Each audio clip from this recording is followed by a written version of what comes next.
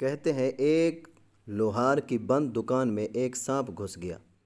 اس کا جسم وہاں پڑی ایک آری سے ٹکرا کر ہلکا سا زخمی ہو گیا۔ اس سانپ نے پلٹ کر پوری قوت سے آری کو ڈسا، جس کے سبب اس کا منہ بھی زخمی ہو گیا۔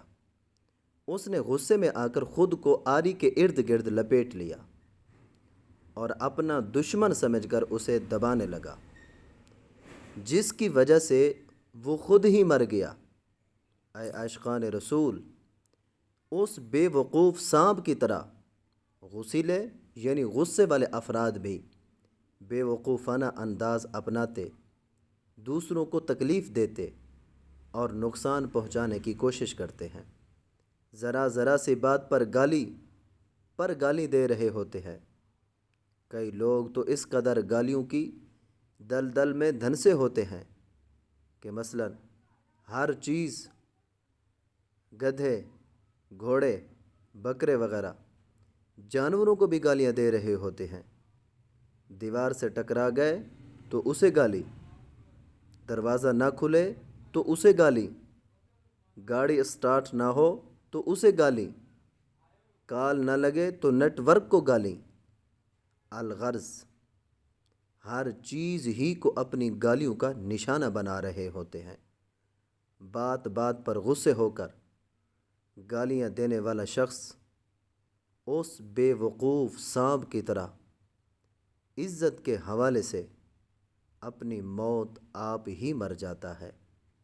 یاد رکھیے، کسی مسلمان کو گالی دینا، اس کی عزت اچھالنا گناہ کا کام ہے۔ اللہ پاک کے آخری نبی صلی اللہ علیہ وسلم نے ارشاد فرمایا، سود 70 گناہوں کا مجموعہ ہے، اور ان میں سب سے کم یہ ہے کہ کوئی شخص اپنی ماں سے بدکاری کرے، اور سود سے بڑھ کر گناہ مسلمان کی بے عزتی کرنا ہے۔ گالیاں دینے والا شخص اگر سیٹھ ہے تو اس کے ملازم، شوہر ہے تو اس کی بیوی، استاد ہے تو اس کے شاگرد اس سے تنگ رہتے ہیں۔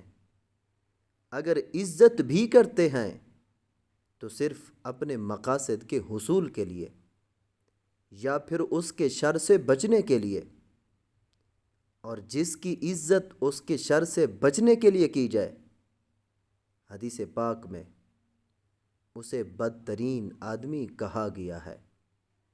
دیکھیے، بخاری شریف کی حدیث مبارکہ ہے، گالیاں دینے والا بہت ہی برا شخص ہوتا ہے۔